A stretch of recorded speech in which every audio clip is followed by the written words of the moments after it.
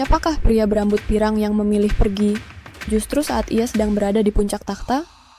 Siapakah pria yang lebih memilih bayang-bayang Vesuvius daripada sorak-sorai Etihad yang sudah menjadi rumahnya?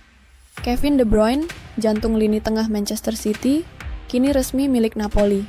Setelah bertahun-tahun menjadi nafas dari mesin Pep Guardiola, ia memutuskan sudah saatnya menulis bab baru.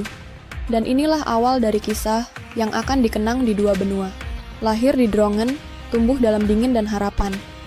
Kevin bukanlah bakat yang langsung terlihat gemilang. Ia dipinjam, dijual, dicoret.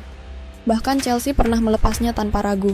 Namun seperti sungai yang tidak pernah kehilangan arah ke laut, Kevin selalu menemukan jalannya. Di Wolfsburg, ia menjelma menjadi maestro. Bukan hanya pemberi umpan, tapi pemberi makna.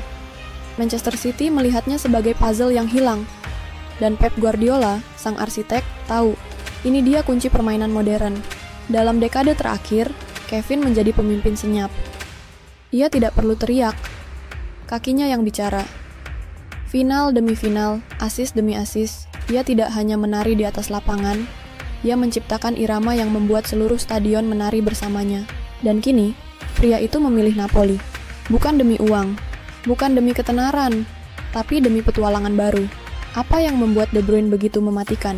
Apakah umpan silangnya yang setajam sembilu? Ataukah ketenangannya di tengah tekanan? De Bruyne adalah pemain langka. Ia bermain bukan hanya dengan kaki, tapi dengan intuisi, dengan hasrat. Dia tahu kapan harus mempercepat permainan, dia tahu kapan harus mematikannya. Pep menyulapnya dari gelandang biasa, menjadi pemimpin orkestra. Dan kini Napoli berharap, ia bisa menciptakan simfoni baru. Fans Napoli menatap penuh harap. Mereka tahu, De Bruyne bukan sekadar pemain, ia adalah pengubah sejarah. Dan saat pemain seperti dia memilih negerimu, kau tahu, ini bukan akhir. Ini awal yang megah.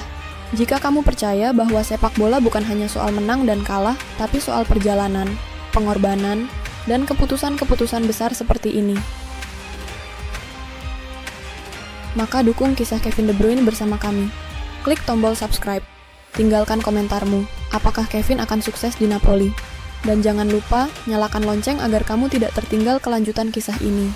Napoli, kota penuh gairah.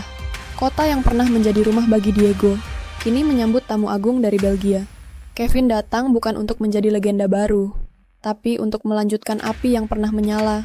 Di bawah bayang Vesuvius, di antara riuh biru Stadion San Paolo, ia akan mengukir babak baru. Dengan gaya, dengan elegansi, dengan cinta pada permainan yang tak pernah berubah. Karena pada akhirnya, sepak bola bukan soal klub mana yang kau bela, tapi tentang bagaimana kau membuat dunia jatuh cinta pada caramu bermain.